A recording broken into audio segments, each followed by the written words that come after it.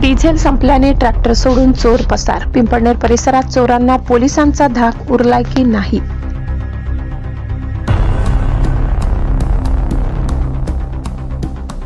पिंपळनेर शहरातील अलंकापुरी नगरमधून मंगळवारी मध्यरात्री गणेश भाऊ बागुल यांचा फोर्ड ट्रॅक्टर अज्ञात चोरट्याने लंपास केला.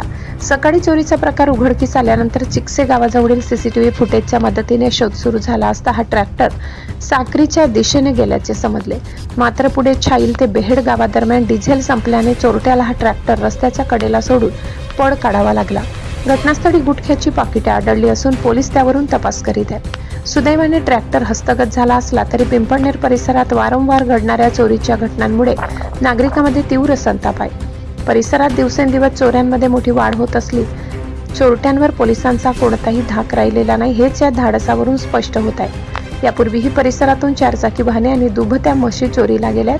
त्यामुळे पिंपळनेर परिसरातील या चोरीच्या सत्राला आळा कधी बसेल आणि चोरांना पोलिसांचा धाक कधी निर्माण होईल असा संतप्त सवाल नागरिक उपस्थित करत आहेत. पोलिसांनी तातडीने रात्रीची गस्त वाढवून या टोळ्यांचा कायमचा बंदोबस्त करावा अशी मागणी होत आहे. Bureau report Pimpalner. सहसंपादक अनिल.